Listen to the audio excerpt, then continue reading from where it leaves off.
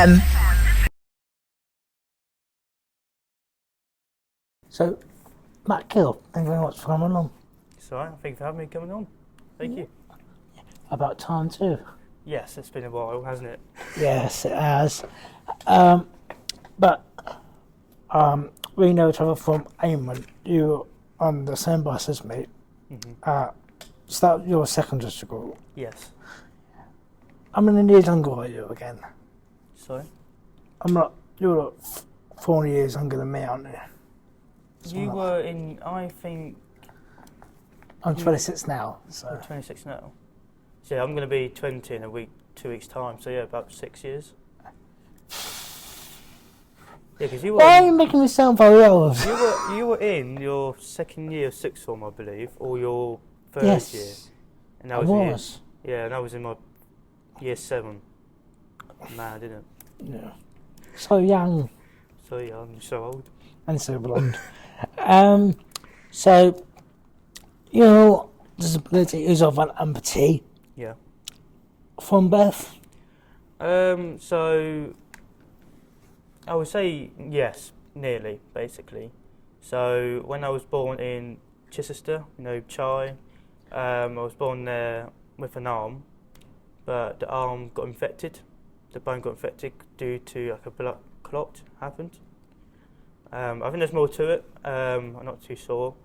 So because that got infected, I got onto an ambulance and got taken to Southampton General Hospital. And they said the only way to save my life was really to amputate my arm. So they did, and I had 2 arms for about 10 days, I was told, 10 days. So it was a good 10 days. So basically, yeah, when most of my answer would say, yeah, basically, from birth, nearly, yeah.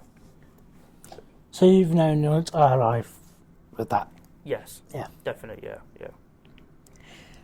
And how was it for you? Because obviously, growing up, school, you'll see. I mean, as a young child, like if I went to when I was in primary school, you're a child. You didn't really worry as much. You just have fun. Kids didn't care when they're talking to you, wherever you are. So it was quite a good experience. Like, as a young child going to school, I didn't have any issues at all. Also, when I was younger, I had my prosthetic arm quite regularly. Oh, the plastic version. Arm, yeah. So back in those days. Yeah, back in those days. But when I was getting older, when you in your teens, you get anxiety. You start overthinking everything. So you start thinking, oh, is that person looking at me and all this? So it's about 2-3 years. It was a bit difficult, but now it's all. I don't really care now. It is what it is. Got to move on. They're just jealous of how I look at it. They're jealous that I got one arm, they got 2. So yeah, jealous of how you operate. Yeah. And schools, were you in disability unit or mainstream, or were you just? So in primary school, I was at the local to my home. So it was like a mainstream school. Did have like a unit for like people with speaking issues and stuff like that. Which you clearly don't have. Yeah. So they had that, and they also had a quite good learning centre for the ones who struggle a lot in class. At Downview Primary School, it's a good school. So yeah, then when I went to Sunday School, I went to a school a bit more further out for me, Amwin School, because they had a disabled unit there, and they had and it's a mainstream school as well. So it wasn't like I was going to a disabled school. Basically, I was going to a mainstream school with just really good disabled unit, and because of that, I felt really comfortable being with school. But if I went to just a mainstream school, my local one, I think I would struggle much more. Because we had that disabled unit at our school, it was helpful. Because you had a safe place almost. Yes, I at was, the in a, unit. I was in a very safe place, and obviously when I went to Amwin, there are other people who have disabilities who are much worse than me. Such as? I'm not going to say anything perfect. But yeah, there was obviously there are other students who got much worse and disabilities than me. So it was like, because I thought I was bad, but seeing other people who got a bit more severe disabilities, You feel a bit better. I felt a bit more. Not saying that. I felt a bit like they can do it, I can do it, because they can go to a mainstream and do English lessons, and I mean, if they can do it, I can do it. That kind of mentality. And you had support in schools, well, not Amwin, obviously, but... Yeah, I was at Amwin School. They had a unit there called the NNC. They were very good. I can't really praise them so highly because they were so good. Yeah.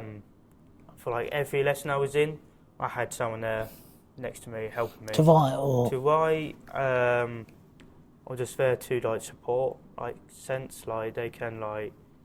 Just have a little chat with someone. Yeah, if the lesson was boring, I could just have a chat with someone. Yeah, exactly. Yeah, it was really good. It was everyone who was there was very, very polite, very lovely people. But yeah, they were really good, and I didn't feel like I was left behind in my lessons at all. They always helped me, and they trying to help me to understand a bit more because I'm a bit slow. Oh, sorry, I'm a bit slow. Look there. Yeah, oh, sorry, I am sometimes. So people will describe what's happening to me, and I go, "What? What are you saying?" Okay. But having someone next to me, and they go into more detail and saying, "Yeah, mate, you got to do this, this and that. Do you understand?" I go, "Yeah, I got it now." Because obviously, when I'm in class, trying to understand when other people understand them better than me, but having that support next to me was very helpful. So yeah. And you stayed on for sixth form, did you? Or Yes, I stayed in sixth form to do sports studies or sports coaching, something like that. I can't remember now. it was only like 3 years ago, but yeah. Yeah, but yeah, I did that for 2 years, and obviously because of that, it was lockdown. Oh well, yeah. Yeah, so The whole pandemic. yeah, so Yeah. so the pandemic happened on my birthday actually. Yippee! Yeah, so Quite first one on so home the nation. last day of year 11 was on my birthday, and And have a holiday. we had a long break. Yeah.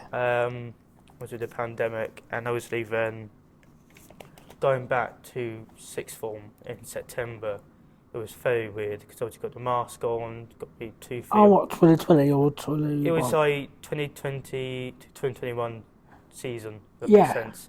Season. That's what football Football season. terms. Lockdown season. That's what I call it. Right, yeah. Saints were top of the league that season. So, but no, that was it was very strange because obviously COVID's still about. Yeah.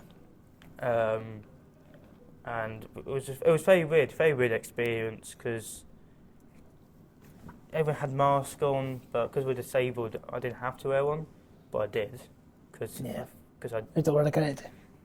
Huh? You just don't want to get it. Yeah, I just didn't want to get it. Yeah, No. so Have you had it? yes, I did have it, Oh, right. and the reason I got it was I went to Southampton against Manchester United, the first game back from lockdown and pandemic, and I got it. It was just typical, and I think it was because I was on a train or I was in the queue getting in, because that day, because the queue was awful, that the ticket thing wasn't working, so I think I just got it from that and Yeah. lost my sense of smell and got back about 2 weeks later. So, but yeah, but luckily I was before second year of sixth form started, so I didn't miss anything then. So, but yeah, it was all. Yeah. And so what age did you have the plastic arm extension? When I got rid of it. Yeah, because I remember at your first year Yeah, secondary school. so You wore it sometimes, and then sometimes you didn't. yeah, so in year 7, obviously going to a new school Yeah. without any friends. Only person I knew was Louis Saunders, because we went to the same school, and I'm very blessed that he was on the same bus with us two. Yeah. And he's the only person I knew. So I was very anxious going to a new school, meeting new people, and so having my prosthetic arm on, Yes. I needed that confidence, and obviously, what did for me as well, I went from my local football team to Amwin football team to make new friends there, and I did. Some of them are really good people there, but because of that, I had more confidence because of that, and going to Amwin school, I just felt comfortable. Like, people would just ask me questions. They was like, "Oh, that's really cool," and all this. And eventually, I just felt relaxed not having it. And because I was growing up, that means I was kept going to Portsmouth to get a new one every 6 months because I kept growing and growing. And it was just Right, so they just had to make sure it matched the length of your... yeah. So the What muscle from my arm and obviously because it kept growing, it was like I had to keep coming out of school just to go to a place in Portsmouth to get a new one because I got to like put stuff on my arm. It would just take. Oh, you have a sort of bandage thing. Yeah. So I had to Yeah. like get the right size for my arm to get in. But it would just take all day. It was a sport. I just can't be bothered. It was at that point I don't even use it anymore because I was in class. I just take it off. It was just, and I felt comfortable. It was in my way more of the time. I felt like I was doing more able stuff without it. So yeah, and it just got heavier. The bigger they are, the more heavy they got. And obviously I was getting weaker. So I just stopped wearing them and just felt comfortable. But eventually, I stopped wearing them playing football. So when I'm playing my local football with Washington in the end, I had to change teams because Amwin wouldn't play me. Went to every session, and I never play. I played 2 games. I heard many stories on the bus about that. Yeah. Oh, I've got them playing again today. Yeah, he didn't play me. Yeah. Played 1 game, 2 games, got man of the match, and scored 2 goals, and I still wouldn't. So I'm like, well, clearly, it's down to me being disabled, I think, because someone else joined and they start playing. I think, right, Okay. I'm moving on. So I went to Washington, another team, and they were so good. And I joined the football there. There were such good lads there, great coaches, and I enjoyed it. And I decided to take my arm off, and I just felt more freedom without it. Makes sense on the pitch. Yeah. Because it's the weight as well, I'm assuming, yes, as well. because when I was playing with my fake arm on, Yeah. sometimes it would just fall off. Because when you're running like that, it was just Running up to yeah, the side of the pitch and yeah. I have to keep running, and the next second it's off. I'm going, oh no. One team panicked. They think, oh no, he's lost it. Oh no, what happened? But in the end, I had to put tape on it Yeah. to keep it on, and it just got annoying. So when I went to start playing for Washington, I just felt more freedom without it, and that's down to going to Amwin school, giving me that confidence not to have it anymore. So Anyone set you up? Really? yes, they really did. So, Yeah. And you was mentioned about the football, so I was going to ask, when did your football start then? My football started, I think it was, what was it? My first football memory was down to my family watching the Joseph Paint Trophy with Southampton against Carlisle, the League One. Yeah. So, but I didn't watch it. I was in the other room watching Okay. other stuff. But I remember that memory, and I wanted to get into football. Yeah. And my family are massive Southampton fans. So That's a shame. yeah, well, We're doing well at the moment in the championship. But because of that, the next season, I went to more Saints games. Went to England under-21 game at St Mary's. So I just went and It's just men's. men's team, Yeah. yeah. So then I went to loads of games that season, and we got promoted to the Championship. And in the Championship, we got promoted again to the Premier League. So then, since 2012, I had a season ticket at St Mary's ever since. So I've been trying to go to every game. I've been going to every game.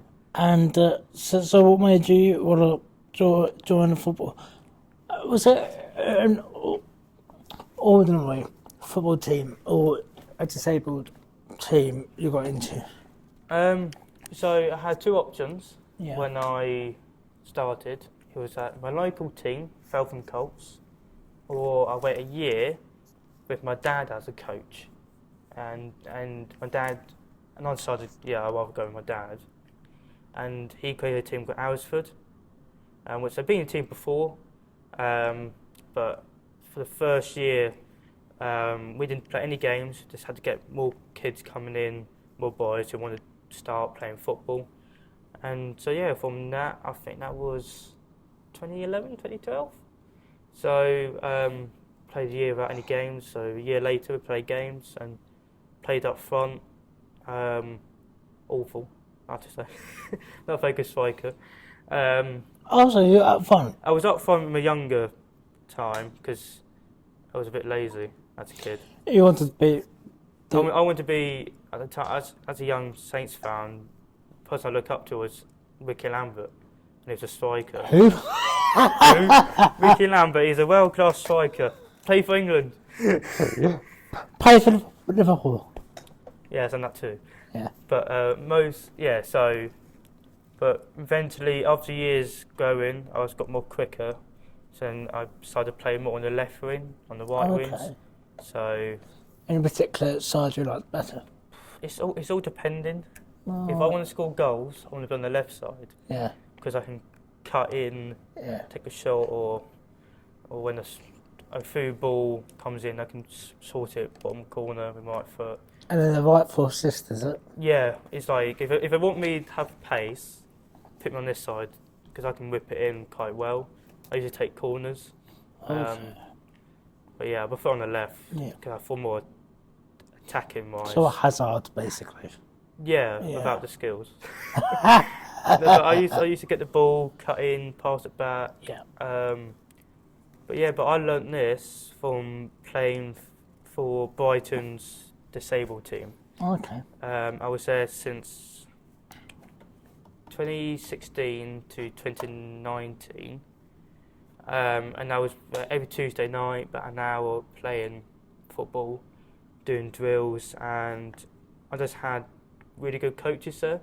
They're more tactical, technical coaches, and I learnt so much from them. And then on the weekends I played my local team, and I can see it. And I won Player of the Season. For the next season I won Player of the Season, which I was a bit shocked with because I was a very, very aggressive footballer when it comes to like moaning to anyone, because all I want to do is get the ball and play football. But when I haven't got the ball on me, I just get frustrated because I can see the next bit, if that makes sense.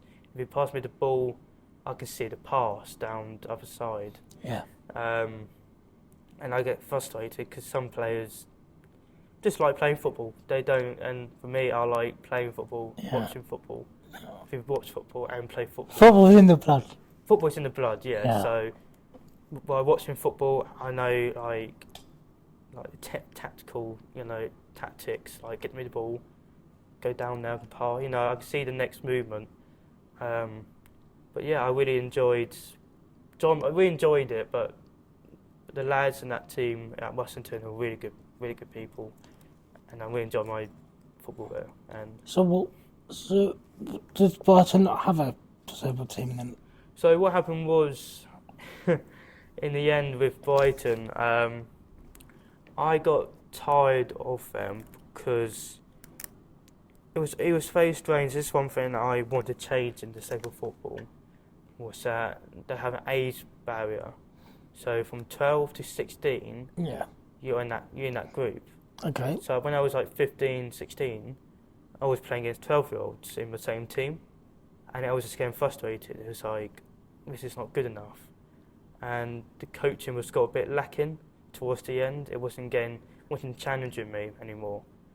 So in the end, I went over to Southampton disabled team, so Saints Foundation. It's a good little side, isn't it? Yeah. So and also with the Saints Foundation, Yeah. I was more challenged in the coaching side. But with Brighton, it was very hidden disabilities that you couldn't tell, like what disability they have. So it was, Well, that's definitely well, for me it was quite a given, but like some of them I couldn't tell you. So it's really good in that sense. It's really good. I'm getting challenged in that sense, but I want to get better. I want to get more better as a footballer. So I transferred to Saints Foundation, and did it about 3 months. No, did it about a year, sorry. But COVID happened, so 2020 happened.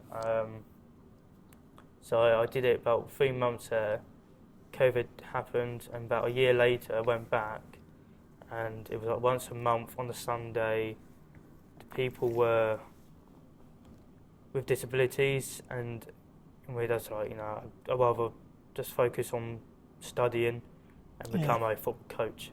Yeah, that's one of the GCSEs was, wasn't it, as well? Yeah, so I kind of gave up doing playing football just to focus on watching football, studying, and sort out tactics wise, and like what I could do as a coach.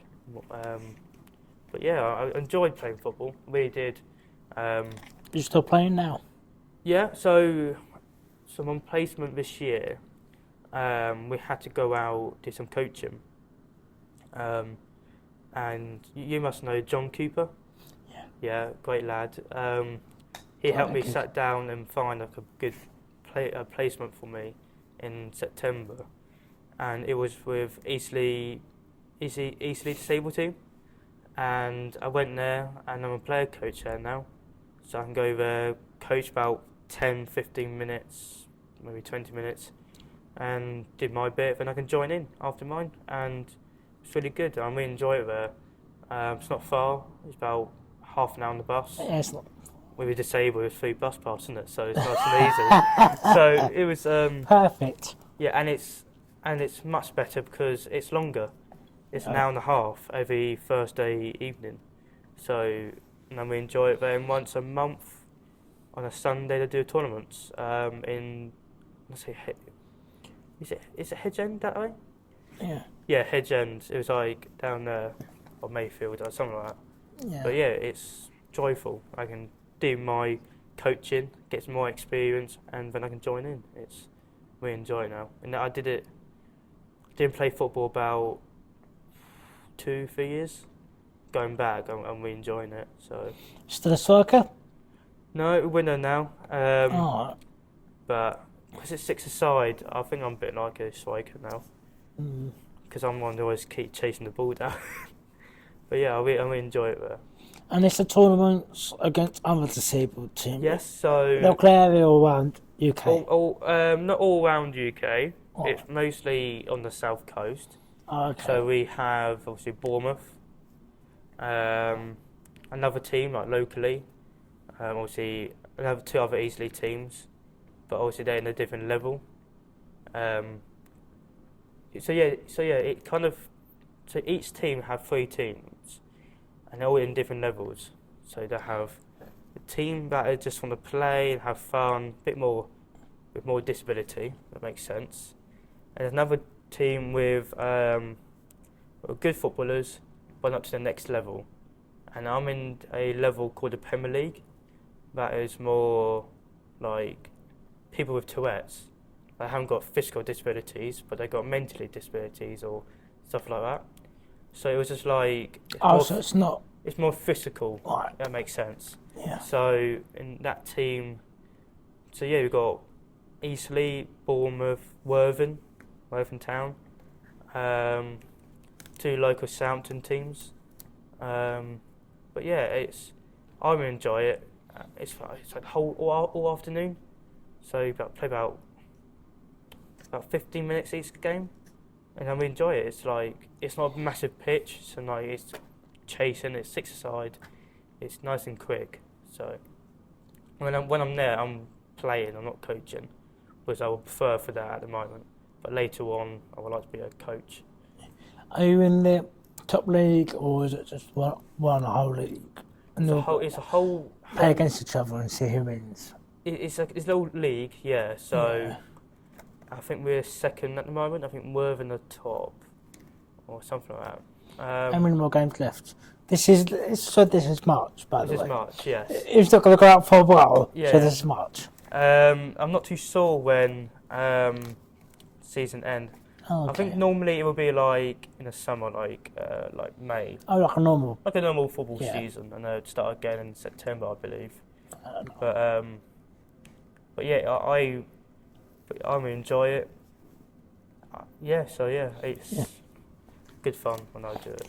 I thought there would be a classification for each disability, and then it'd be put in different. In different categories. Yeah. Yeah, so there is. Yes. So with me, obviously I'm amputee and cerebral palsy. Yeah.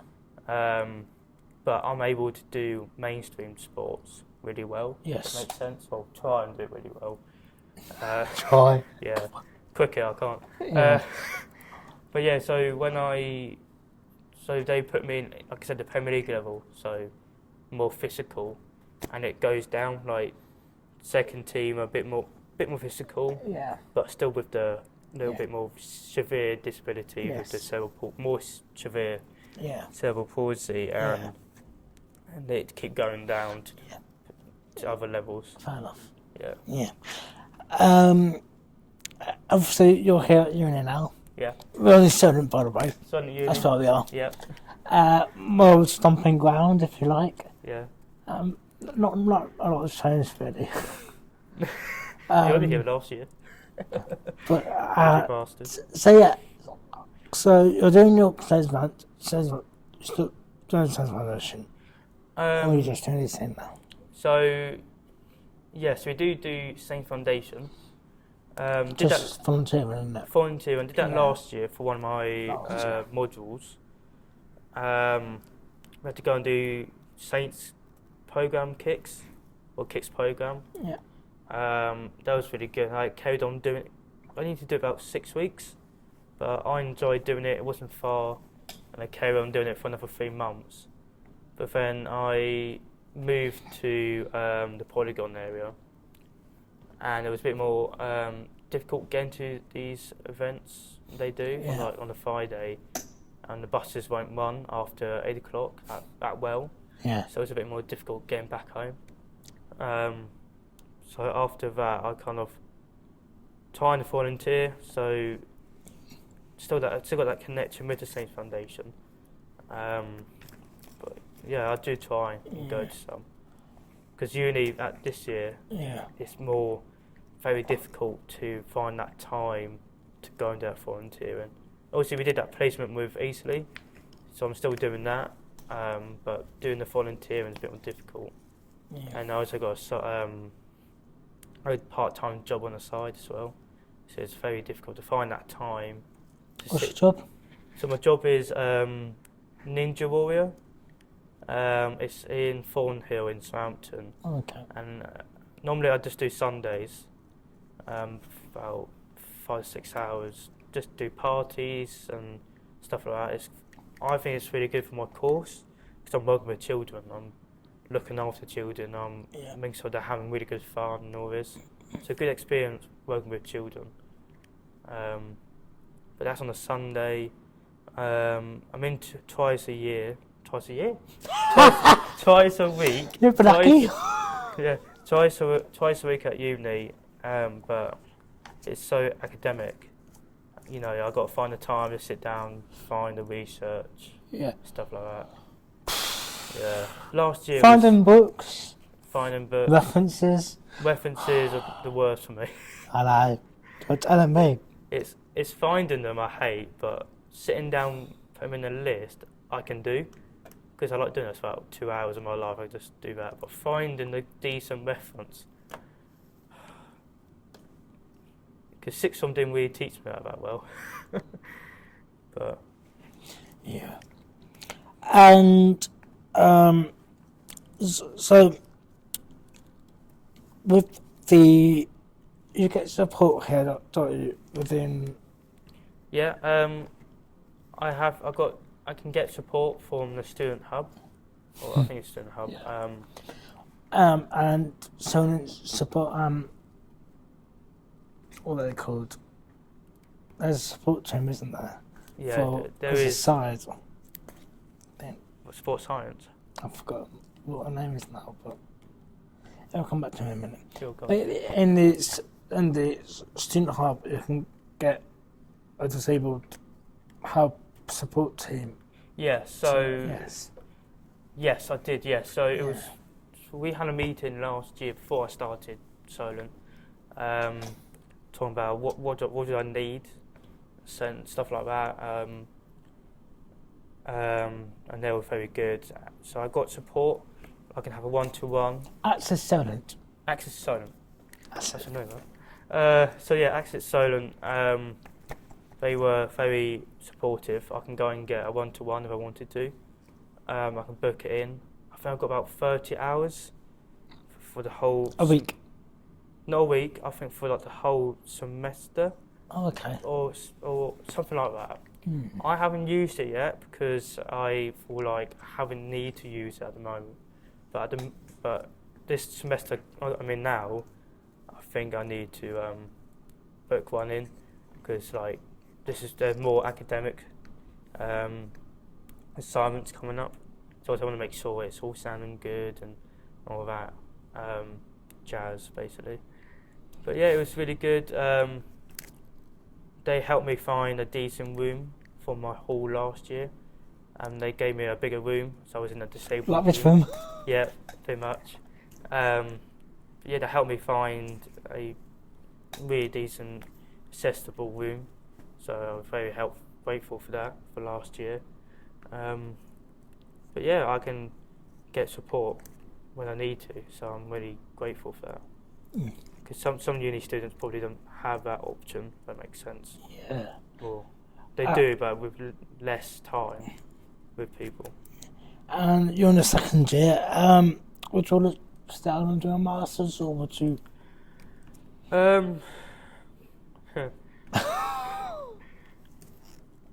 I mean, I found it a bit more difficult this year, just the second year. Yeah. I know masters is obviously A level high. more higher. Obviously, next year is difficult as well. Oh yeah, next year you've got your dissertation. Yeah, well, I've already got one sorted for next year, hopefully. Yeah. But when I finish uni, I just want to go out there, find the coaching, find a job, or find more opportunities to volunteer. Because at the moment, like I said, I'm working with Eastleigh, volunteering there, so hopefully I might get a job at Eastleigh Football Club, coaching with disabled team, or get a job at Saints Foundation. So it's always got that connection we got from the uni. I can go out there, find these teams. Yeah. That's what I want to do, just get out there, basically. And is there any advice or tips you would give to other amputees like yourself? Don't take life too seriously. When I was younger, I mentioned, I was quite concerned with my anxiety, overthinking with people, in my early teen years, and until I learned that, what's the point? They're going to look at you and just go, you've got one arm, what's the matter? Or one leg, whatever. And they'll just go on, do one day, they won't think about you 10 minutes later, will they? And the best way I like to do is make people laugh, enjoy life. And obviously, recently got a tattoo on my arm saying... You did? What does it say? It says, "To be continued," on my left arm. So it gives people a laugh. So oh, I see. Yeah, yeah. A bit slow there, Pete. I'll tell you why then. No, that's a cool one, actually. That's a good one. Yeah, so it'll make people laugh. Yeah. So yeah, obviously don't think about what other people think about you, basically, and just enjoy your life. Obviously, I like going clubbing, go out there, you know, and loads of people come up to me and say, what do they say? They say to me like, you know, you're really good on yourself going out because you're disabled. I'm like, does it really matter? You know, you're going out with everyone else. Yeah. You know, people say stuff like that to you. So, but yeah, it's just go out there and enjoy life. Basically, that's what I learned in my nearly 20 years of life. Yeah. You're gonna find new people. You're gonna make new friends. You're gonna have old friends. Just enjoy it. Just don't let anyone put you down, basically. Yeah. And I know everyone's different, but any advice that you would give in terms of having I'm talking about the robot thing, the robot arm thing. Yes. So You got that. yeah. So Or there were talks about it or something. yeah. So I haven't worn a prosthetic arm at the time for about, so was that 2015, and it was 2022. So 7 years basically, and because I was gonna go to uni away from home, there was that talk: can I be independent? Because I never could for my life at the time. I could never just do stuff independently like that, like cooking, doing my jacket up or doing my laces. And so I went back to the same company, did my prosthetic arm, and we were trying to get a robotic arm. And it was just like a simple movement. It was just open and close, basically. Is that it? Yeah. Oh. Yeah. Unless I went private and get like a proper Movable. hand. Yeah. I got all of them. Yeah, but that cost money. I think it was like $9,000 or more. So I'm basically putting down my student finance down for it. But I've heard of it, yeah. yeah, but going through the NHS, it was just a open and close. So I went there, try and get all the bandages on, try and make sure it's the right size. Yeah. So I went there one more time to like get it done, basically. They put it on and it got stuck. And I never panic in my life ever, because I thought if it's stuck, that means I had to cut off more of my arm, or that's all I was thinking. Yeah. Like panicking like that. The poor bloke had to put baby oil down the arm. Yeah. And he wasn't strong enough to pull off. So I had to get another bloke in to pull it. And when it came off, the relief was so good. And I said to my mum, I'm not coming back. I don't want one. I've been having it without it for 7 years. I can do another 7 years, the rest of my life, without a prosthetic arm. So would you ever get one in the future? No. If it wasn't? No, I think it's been 9 years without one. Yeah. And I live happily without one. And there's more freedom to my arm. I can do more stuff. Yeah. And I've got a tattoo now. It won't make sense. Oh yeah. Yeah, it wouldn't matter. So, no, but obviously people are different. Other people will prefer having a prosthetic arm. They probably don't have that confidence yet to go out without one. Yeah, because that's got to be my next question. Everyone's different, but any advice you would give in terms of... Yeah. Obviously, try, take it off with people you feel comfortable with at first. So obviously at home, with your family, won't care. Yeah. But if you're out with your friends, they probably don't care either. Try and take it off, and they won't mind. They might ask you a couple of questions. After you ask a couple of questions, they won't ask again. Or it could be just like handshake. Yeah, I did that a couple of times. I say go on, someone hold on to it, pull it off. Yeah. Always have that laugh. Always have that fun with other people. Especially at Halloween. Halloween's perfect being amputee. Trust me. But yeah, it's like I still get people asking me now. Oh, do you? Like how do you lost it? How do you cope? Okay. That kind of stuff. Yeah. Oh yeah, I lost it on the train. Yeah. Yeah. If people really did care, I give them a proper answer. If there's people just being like annoying, just being annoying, I just go, I lost it 10 years ago. I got a car accident, or a shark bit it off, and then I won't ask questions again. So That's a good way of doing it. Yeah. But yeah, that's one way you can have fun with it as well. yeah. You know. Then do you ever go back to it and say, oh yeah, that was in the heart. It came off. I was joking. Do you ever tell them, or do you No, just... if it's someone later on, if it's someone I will have to work with or have to see again, Yeah. I will tell them the truth. But if it's someone like I see down the pub, Yeah. or just ask the question, I'll just say that because I haven't got the patience to say about it because it would be so many questions with it all. But yeah, Fair enough. Yeah. That's it. Oh, think about what's formal on Matt. Yes, thank you for having me. Matthew, formal. Formal, Matthew, yeah. But yeah, well, thank you for having me. Good to see you again. Been how long now? 2 years? Has to be 2 years now. I think I saw you on a computer on a Zoom call, I think. Oh no, I saw you know at the dock. Dock, yep. Yeah. Yes, sorry, that's it. Yeah. Yeah. Not Solent Docks, but it's the dock here, restaurant here. Yeah. I don't mean like the docks down. No. We didn't go down to the docks in the freezing weather. Yeah, no. There's a tasty pizza. So that's one way. Oh yeah. Yeah. Well, thank you. Well, thank you for having me. It's been a pleasure.